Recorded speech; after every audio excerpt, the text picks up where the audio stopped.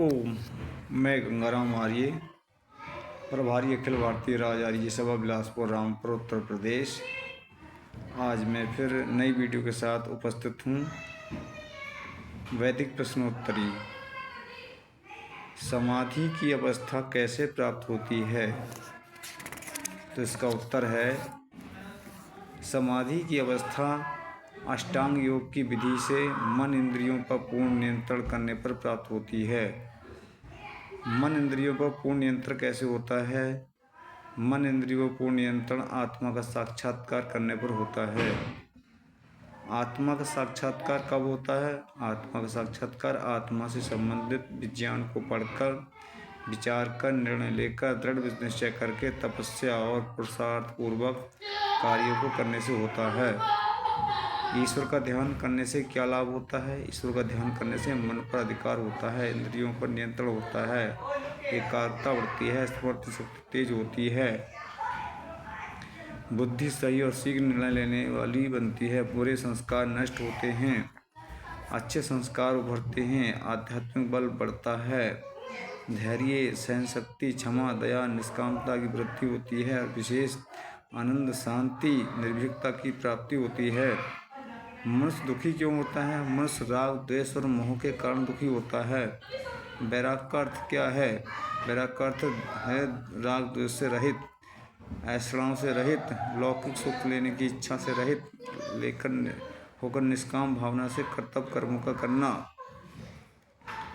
आध्यात्मिकता शब्द का क्या अर्थ है? आध्यात्मिकता शब्द का अर्थ है आत्मा, परमात्मा, मन, बुद्धि, मोक्ष, बंध, पुनर्जन्म, कर्म और उनका फल, संस्कार, समाधि इत्यादि विषयों का ज्ञान विज्ञान प्राप्त करना और तदनुसार आचरण करना।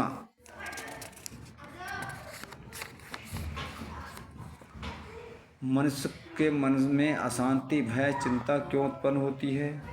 मनुष्य के मन में अशांति, भय, चिंता पाप कर्म करने से उत्पन्न होते हैं। पाप किसे कहते हैं? अधर्म आचरण से को पाप कहते हैं। अधर्म आचरण किसे कहते हैं? ईश्वर की आज्ञाओं, शास्त्रों के विधि विधानों, महापुरुषों के निर्देशों तथा अपनी पवित्र आत्मा में उत्पन्न होने वाले विचारों के विपरीत व्यवहार करने का नाम अधर्म आचरण है।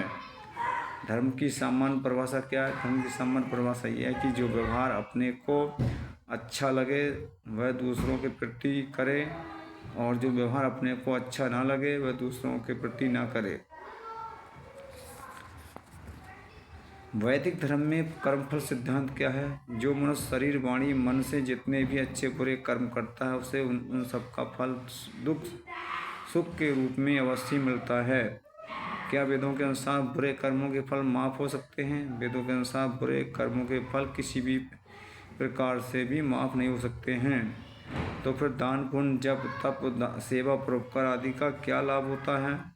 दान, पुण्य, जप, तप, सेवा, परोपकार आदि का अलग से अच्छा फल मिलता है। इनसे बुरे कर्मों का फल ना कम होते हैं ना माफ़ होते हैं। जब कर्मों का फल मिलना ही नहीं है तो ईश्वर की उपासना करने से क्या लाभ है? ईश्वर की उपासना करने से बुद्धि पवित्र होती है और आनंद की प्राप्ति होती है, आत्मिक बल मिलता है, मन में उत्तम विचार उत्पन्न होते हैं। परिणाम स्वरूप मनुष्य बुरे कर्म नहीं करता अथवा कम करता है। क्या हमारा भविष्य निश्चित है? इसको कोई जानकर बता सकता है? हमारा भविष्य निश्चित नहीं है और इसको कोई भी जानकर बता नहीं सकता है। तो फिर ये ज्योतिषी लोग भविष्य की बातें बताते हैं, ये सत्य नहीं है। हाँ, ज्योतिषी लोग भविष्य की बातें बताते हैं, ये सत्य नहीं है। किसी विशेष परिस्थिति में झूठ बोलना लाभकारी है और उचित होता है। किसी भी विशेष परिस्थिति में झूठ बोलना वो लाभकारी है और ना उचित होता है। ओम सम नमस्ते।